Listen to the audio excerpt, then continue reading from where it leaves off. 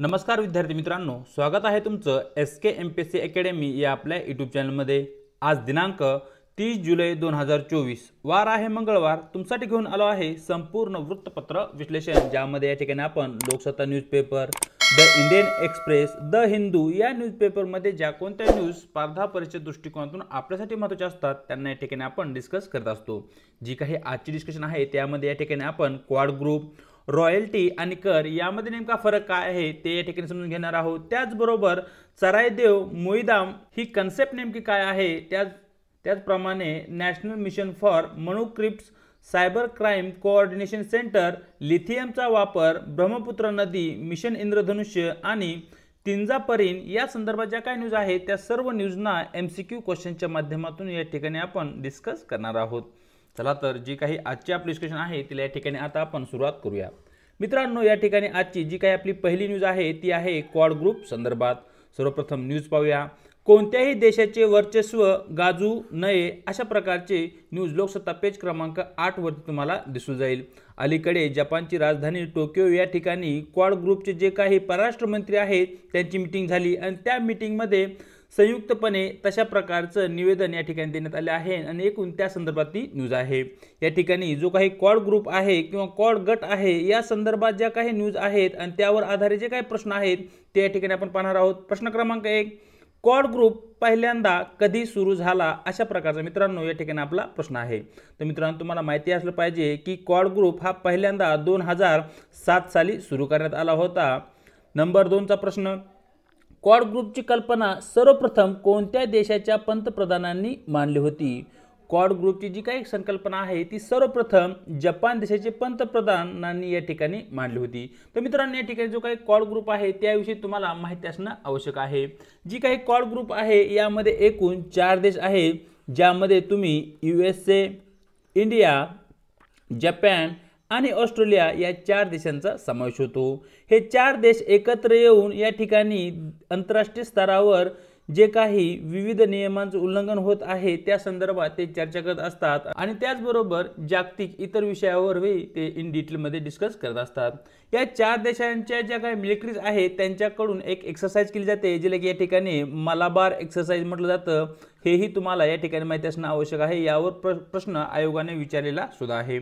चलूया पुढच्या प्रश्नाकडे, जो की मित्रांनो या ठिकाणी रॉयल्टी आणि कर यांच्या संदर्भात आहे। सरळ प्रश्न पाहूया।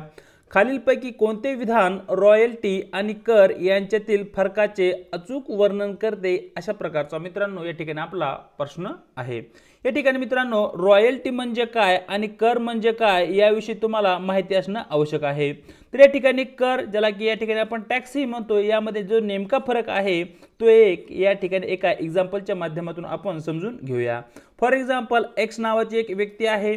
आता जी एक्स नावाची व्यक्ती आहे ती नैसर्गिक संसाधनाचं उत्खनन करणार आहे। फॉर एक्झाम्पल, नदीमधून एक व्यक्ती जी की एक्स नावाची आहे ती वाळूचा उपसा करणार आहे आणि त्यासाठी गव्हर्नमेंटकडून तिला कॉन्ट्रॅक्ट ही देण्यात आला आहे। मग गव्हर्नमेंटकडून या ठिकाणी ज्या एक्स नावाच्या व्यक्तीला कॉन्ट्रॅक्ट देण्यात आला आहे त्याला या ठिकाणी गव्हर्नमेंटला रॉयल्टी द्यावी लागते, म्हणजे काही फीस या ठिकाणी गव्हर्नमेंटला जमा करावी लागते। तर अशा प्रकारची नैसर्गिक संसाधनाच्या उपयोगासाठी किंवा उत्खननासाठी गव्हर्नमेंटला एक ठराविक प्रकारचं जे काही पेमेंट दिलं जातं त्याला या ठिकाणी आपण रॉयल्टी म्हणतो। परंतु त्याचप्रमाणे या ठिकाणी जो काही एक्स व्यक्ती आहे त्याचं एका ठराविक वर्षामध्ये काही उत्पन्न असतं। फॉर एक्झाम्पल, त्या व्यक्तीचं उत्पन्न या ठिकाणी आपण 20 लाख घेऊया।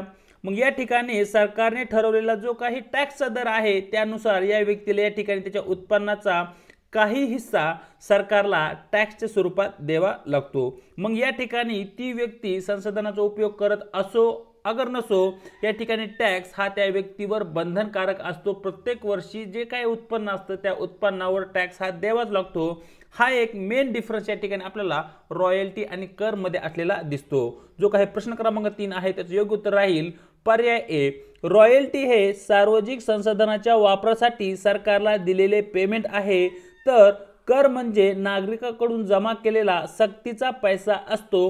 हे या ठिकाणी आपलं योग्य उत्तर राहील। पाहूया आजचा आपला पुढचा प्रश्न, जो की मित्रांनो या ठिकाणी चरादेव मुईदाम या संदर्भात आहे। सरळ प्रश्न पाहूया। खालील विधाने विचारात घ्या, ज्यामध्ये विधान क्रमांक 1, चराईदेव मोईदाम ही ओहम घराण्याची शाही दफनस्थळे आहेत. विधान 2, चराई मोईदाम प्रामुख्याने त्रिपुरामध्ये आहेत. विधान 3, आतापर्यंत ईशान्य भारतातील कोणत्याही सांस्कृतिक वारसास्थळाचा समावेश युनेस्कोच्या जागतिक वारसास्थळांच्या यादीत करण्यात आलेला नाही. आणि वरीलपैकी कोणते विधान बरोबर आहे, अशा प्रकारचा मित्रांनो या ठिकाणी आपला प्रश्न आहे. तर मित्रांनो या ठिकाणी चराई मोईदाम ओहम राजघराण्याची शाही दफनस्थळ आहे हे जे विधान आहे ते या ठिकाणी अगदी बरोबर आहे. चराई मोईदाम हे त्रिपुरा या राज्यात नसून ते आसाम या राज्यामध्ये आहे. यावर मागच्या एका डिस्कशनमध्येही आपण प्रश्न पाहितला आहे. ईशान्य भारतातील जे काही सांस्कृतिक वारसास्थळे आहेत त्या यादीमध्ये आता चराई मोईदाम हे एक आहे. म्हणजे या ठिकाणी जे काही विधान क्रमांक 2 आणि विधान क्रमांक 3 आहे ही दोन्ही विधानं चुकीची असल्या कारणाने पर्याय सी केवळ विधान 2 आणि 3. मित्रांनो या ठिकाणी आपल्या प्रश्नामध्ये विचारण्यात आला आहे की वरील विधानापैकी कोणतं विधान बरोबर नाही, म्हणजे या ठिकाणी वरील विधानापैकी कोणते विधान चुकीचं आहे. तर या ठिकाणी नंबर 2 आणि नंबर 3 चे विधान आपलं चुकीचं असल्या कारणाने आपलं योग्य पर्याय राहील सी. पाहूया आपला पुढचा प्रश्न जो की मित्रांनो या ठिकाणी नॅशनल मिशन फॉर मनुस्क्रिप्ट बद्दल आहे. सरळ जो काय आपला प्रश्न आहे तो प्रश्न पाहूया. नॅशनल मिशन फॉर मनुस्क्रिप्ट बद्दल खालील विधाने विचारात घ्या. ज्या ठिकाणी विधान क्रमांक 1, भारत सरकारच्या सांस्कृतिक मंत्रालयाने हस्तलिखितांसाठी राष्ट्रीय मिशनची स्थापना केली आहे. नंबर 2, संपूर्ण भारतातील विविध भाषा आणि लिपीमधील हस्तलिखितांचे दस्तऐवजीकरण आणि संवर्धन करणे हे या अभियानाचे उद्दिष्ट आहे. विधान 3, मिशन हस्तलिखित संवर्धन आणि पॅलिओग्राफीचे प्रशिक्षण देखील या ठिकाणी प्रदान केले जाणार आहे नॅशनल मिशन फॉर मनुस्क्रिप्ट या अंतर्गत. तर वरील विधानापैकी आपली किती विधानं बरोबर आहेत, अशा प्रकारचा मित्रांनो या ठिकाणी आपला प्रश्न आहे. तर मित्रांनो या ठिकाणी जे काही नॅशनल मिशन फॉर मनुस्क्रिप्ट आहे हे जे मिशन आहे ते सांस्कृतिक मंत्रालयाच्या अंतर्गत या ठिकाणी राबवले जात आहे किंवा त्याची स्थापना केली गेली आहे हे तुम्हाला या ठिकाणी माहिती असलं पाहिजे. म्हणजे या ठिकाणी विधान क्रमांक 1 अगदी बरोबर आहे. या मिशनच्या अंतर्गत आपल्या देशामध्ये ज्या काही विविध भाषा आणि त्या भाषांच्या लिपी आहेत त्या लिपींची जी काही हस्तलिखिते आहेत ते जे दस्तऐवज आहे त्याचं संवर्धन करणं आणि त्याचं एकीकरण करणं हा मुख्य उद्देश या ठिकाणी नॅशनल मिशन फॉर मनुस्क्रिप्टचा असलेला आपल्याला दिसतो. म्हणजे या ठिकाणी विधान क्रमांक 2 ही अगदी बरोबर आहे. आणि नॅशनल मिशन फॉर मनुस्क्रिप्टच्या अंतर्गत जे काही हस्तलिखित आहे त्याचं संवर्धन करणं हे एक उद्दिष्ट आहे. आणि त्याचबरोबर या ठिकाणी पॅलिओग्राफी प्रशिक्षण ही दिलं जाईल. आता या ठिकाणी पॅलिओग्राफी प्रशिक्षण म्हणजे काय, जी काही प्राचीन भाषा आहेत त्या प्राचीन भाषेची ओळख करणे, त्यांचा अर्थ लावणे, या प्रकारचा जो काही अभ्यास असतो त्याला या ठिकाणी आपण पॅलिओग्राफी असे म्हणतो. म्हणजे या ठिकाणी मित्रांनो वरील विधान क्रमांक 1, 2 आणि 3 ही तिन्ही विधानं बरोबर असल्या कारणाने आपलं योग्य उत्तर राहील पर्याय सी, वरील सर्व विधाने बरोबर. पाहूया आपला पुढचा प्रश्न जो की मित्रांनो या ठिकाणी सायबर क्राईम कोऑर्डिनेशन सेंटर संदर्भात आहे. सरळ प्रश्न पाहूया. Indian cyber crime coordination centre बद्दल खालील विधाने विचारात घ्या. ज्या ठिकाणी विधान क्रमांक 1, इंडियन सायबर क्राईम कोऑर्डिनेशन सेंटरची स्थापना गृह मंत्रालयाच्या अंतर्गत करण्यात आली आहे. विधान 2, इंडियन सायबर क्राईम कोऑर्डिनेशन सेंटरची एक शाखा सायबर क्राईम तपास प्रशिक्षण देण्यासाठी निर्माण करण्यात आली आहे. आणि शेवटचं विधान क्रमांक 3, Indian cyber crime coordination centre नागरिकांमध्ये सायबर गुन्ह्याबद्दल जागरूकता निर्माण करण्यावरील लक्ष केंद्रित करत आहे. आणि वरील विधानापैकी किती विधानं बरोबर आहेत असं या ठिकाणी आपल्याला प्रश्नामध्ये विचारण्यात आलेलं आहे. तर मित्रांनो या ठिकाणी जे काही सायबर क्राईम आहे, सायबर क्राईम म्हणजे जे काही ऑनलाईन गेमिंग असेल, ऑनलाईन पेमेंट असेल, जे म्हणजे ज्या काही ऑनलाईन गोष्टी आपण करतो त्यामध्ये घडणारे जे काही गुन्हे आहेत त्यांना या ठिकाणी आपण सायबर क्राईम असे म्हणतो. मग या ठिकाणी गृह मंत्रालयाच्या अंतर्गत आपल्या देशामध्ये जे काही सायबर क्राईम आहे ते कमी करण्यासाठी किंवा त्याला प्रतिबंध करण्यासाठी इंडियन सायबर क्राईम कोऑर्डिनेशन सेंटरची स्थापना करण्यात आली आहे. आणि ही जी स्थापना आहे ती गृह मंत्रालयाच्या अंतर्गत करण्यात आली आहे. म्हणजेच या ठिकाणी विधान क्रमांक 1 अगदी बरोबर आहे. या ठिकाणी इंडियन सायबर क्राईम कोऑर्डिनेशन सेंटरची एक शाखाही निर्माण करण्यात आली आहे. या शाखेच्या माध्यमातून जे काही सायबर क्राईम आहे त्या संदर्भात असणारे तपास आणि त्यासाठी आवश्यक असणारे जी काही ट्रेनिंग आहे, प्रशिक्षण आहे ते देण्याचंही कार्य या ठिकाणी केलं जात आहे. म्हणजेच या ठिकाणी विधान क्रमांक 2 ही अगदी बरोबर आहे. त्याचबरोबर आपल्या देशातील जे काही नागरिक आहे ते जास्तीत जास्त ऑनलाईन पेमेंट असेल किंवा ऑनलाईन ट्रान्झॅक्शनकडे सध्या वळत आहेत, मग त्या नागरिकांमध्ये या ठिकाणी जागृती निर्माण करण्याचं कार्यही या ठिकाणी इंडियन सायबर क्राईम कोऑर्डिनेशन सेंटरच्या माध्यमातून केलं जात आहे। याचाच अर्थ विधान 3 ही या ठिकाणी अगदी बरोबर आहे। म्हणजेच वरील जी काही 3 विधाने आहेत या तिन्ही विधानापैकी आपली तिन्ही विधाने अगदी बरोबर असल्या कारणाने आपले योग्य उत्तर राहील पर्याय सी वरील सर्व विधाने बरोबर। पाहूया आपला पुढचा प्रश्न, जो की मित्रांनो या ठिकाणी लिथियमच्या जो काही वापर आहे त्या वापरा संदर्भात आहे। सरळ प्रश्न पाहूया, लिथियम क्षेत्राबद्दल खालील विधाने विचारात घ्या। ज्या ठिकाणी विधान क्रमांक 1, लिथियमचा वापर प्रामुख्याने काच आणि सिरॅमिक्सच्या उत्पादनामध्ये केला जातो। विधान 2, इलेक्ट्रिक वाहन उद्योग लिथियमचा सर्वात मोठा ग्राहकापैकी एक आहे। विधान 3, लिथियमचा उपयोग फार्मास्युटिकल उद्योगात मूळ स्थिर करणाऱ्या औषधांसाठी केला जातो। अशा प्रकारची मित्रांनो या ठिकाणी आपली 3 विधानं आहेत आणि यापैकी किती विधानं बरोबर आहेत ते या ठिकाणी आपल्याला प्रश्नामध्ये विचारण्यात आलेलं आहे। तर मित्रांनो या ठिकाणी जे काही लिथियम आहे त्या लिथियमचा वापर या ठिकाणी काच आणि सिरॅमिक्सच्या उत्पादनामध्ये केला जातो, परंतु या ठिकाणी प्रामुख्याने केला जात नाही। हा जो या ठिकाणी शब्द आहे तो या स्टेटमेंटला चुकीचा ठरवतो, म्हणजे या ठिकाणी विधान क्रमांक 1 आपलं चुकीचं आहे। विधान क्रमांक 2 अगदी बरोबर आहे। अलीकडील काळामध्ये जी काही ईव्ही आहेत किंवा इलेक्ट्रिकल व्हेकल्स आहेत यांची संख्या मोठ्या प्रमाणामध्ये वाढली आहे। याचं मुख्य कारण म्हणजे या ठिकाणी गव्हर्नमेंटकडून मोठ्या प्रमाणावर या वाहनांच्या उत्पादनाला सबसिडी दिली जात आहे आणि सरकार असं का करत आहे तर अलीकडील काळामध्ये पेट्रोल आणि डिझेलचे जे काही वाहन आहेत त्यांच्या माध्यमातून मोठ्या प्रमाणावर पोल्युशन होत आहे। त्या पोल्युशनला कमी करण्यासाठी आणि त्याचबरोबर भारतासारखा देश मोठ्या प्रमाणावर खनिज तेलाची आयात करतो आणि ती आयात कमी करण्यासाठी या ठिकाणी सरकारकडून आता इलेक्ट्रिक वाहनांकडे जास्त फोकस केला जात आहे आणि या इलेक्ट्रिक वाहनांमध्ये वापरली जाणारी जी काही बॅटरी असते त्या बॅटरीमध्ये लिथियमचा प्रामुख्याने किंवा मुख्य करून वापर केला जातो। म्हणजे या ठिकाणी इलेक्ट्रिक वाहन उद्योगामध्ये लिथियमचा वापर हा सर्वाधिक होताना आपल्याला दिसतो। म्हणजेच विधान 2 या ठिकाणी अगदी बरोबर राहील आणि विधान क्रमांक 3 या ठिकाणी अगदी बरोबर आहे। फार्मास्युटिकल उद्योगामध्ये जे काही मूळ स्थिर करण्याचं औषध आहे त्यामध्ये या ठिकाणी लिथियमचा वापर केला जातो। म्हणजेच वरील जी काही आपली 3 विधानं आहेत त्यापैकी आपली विधान क्रमांक 2 आणि विधान क्रमांक 3 अशी 2 विधानं बरोबर असल्या कारणाने आपले योग्य उत्तर राहील पर्याय बी केवळ 2 विधाने। पाहूया आपला पुढचा प्रश्न, जो की मित्रांनो या ठिकाणी ब्रह्मपुत्रा नदी आणि तिच्या उपनद्या संदर्भात आहे। सरळ प्रश्न पाहूया, खालीलपैकी ब्रह्मपुत्रेच्या उपनद्या कोणत्या आहेत? अशा प्रकारचा मित्रांनो या ठिकाणी आपला प्रश्न आहे आणि या ठिकाणी एकूण 3 नद्या आपल्याला देण्यात आल्या आहेत। त्यापैकी पहिली नदी आहे दिबांग, नंबर 2 कामेंग आणि नंबर 3 आपल्याकडे आहे लोहित। मित्रांनो मागच्या एका व्हिडिओमध्ये इन डिटेलमध्ये आपण ब्रह्मपुत्रा आणि तिच्या ज्या काही उपनद्या आहेत त्यांच्याविषयी डिस्कस केली आहे।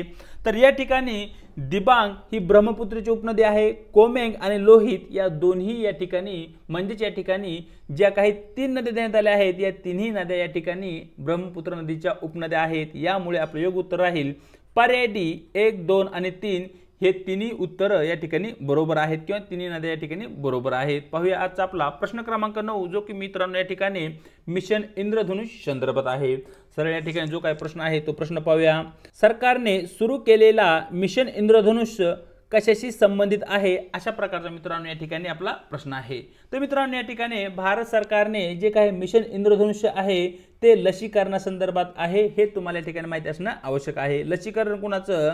तर जी की लहान बालके आहेत आणि ज्या कोणत्या गर्भवती महिला आहेत ज्यांचं लसीकरण पूर्ण झालं नाहीये किंवा ज्यांचं लसीकरण झालं नाहीये आणि जे असे रोग आहेत की लसीकरणाच्या माध्यमातून आपण टाळू शकतो त्या रोगासंदर्भात जे काही लसीकरण आहे ते करण्यासाठी भारत सरकारकडून केंद्र सरकारकडून मिशन इंद्रधनुष्य हा एक नवीन मिशन या ठिकाणी लॉन्च करण्यात आला आहे आणि ते मित्रांनो या ठिकाणी 2014 साली लॉन्च करण्यात आलं होतं, हेही तुम्हाला या ठिकाणी माहिती असणं आवश्यक आहे। या ठिकाणी मग हे जे लसीकरण आहे ते कोणाकोणाला दिलं जाईल? ज्या मुलांचं वय 2 वर्षाच्या आत आणि ज्या कोणत्या महिला प्रेग्नंट आहेत गर्भवती महिला आहेत त्या महिलांचे या ठिकाणी लसीकरण केलं जाईल आणि मिनिस्ट्री ऑफ फॅमिली अँड वेलफेअरच्या अंतर्गत हे जे मिशन आहे ते राबवलं जात आहे, हे तुम्हाला या ठिकाणी माहिती असणं आवश्यक आहे। पाहूया आजचा आपला शेवटचा प्रश्न, जो की मित्रांनो या ठिकाणी तिंजापरीन या संदर्भात आहे। सरळ जो काय आपला प्रश्न आहे तो प्रश्न पाहूया, तिंजापरीन इज प्रायमरली युज्ड, जे तिंजापरीन आहे ते प्रामुख्याने कोठे उपयोगात आणले जाते? अशा प्रकारचा मित्रांनो या ठिकाणी आपला प्रश्न आहे। तर या ठिकाणी या प्रश्नाचं आपलं योग्य उत्तर राहील ऑप्शन बी प्रिव्हेंटिंग ब्लड क्लॉट्स। आता मित्रांनो या ठिकाणी जे तिंजापरीन औषध आहे, या औषधाचा वापर या ठिकाणी आपण प्रिव्हेंटिंग ब्लड क्लॉट्ससाठी करतो। मग या ठिकाणी ब्लड क्लॉट्स म्हणजे काय, हा पॉईंट या ठिकाणी आपल्याला समजणं आवश्यक आहे।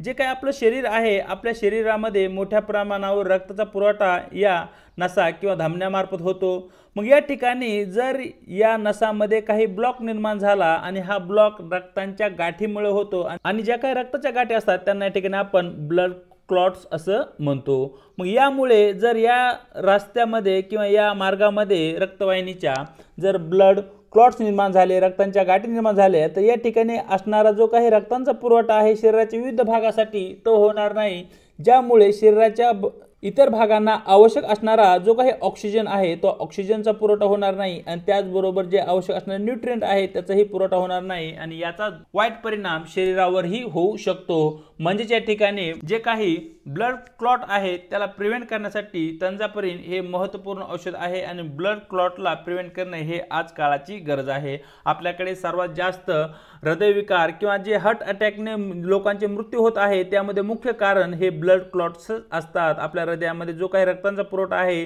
तो खंडित झाल्यामुळे त्या ठिकाणी हार्ट अटॅक येतो आणि व्यक्तींचा मृत्यू होताना आपल्याला दिसतो।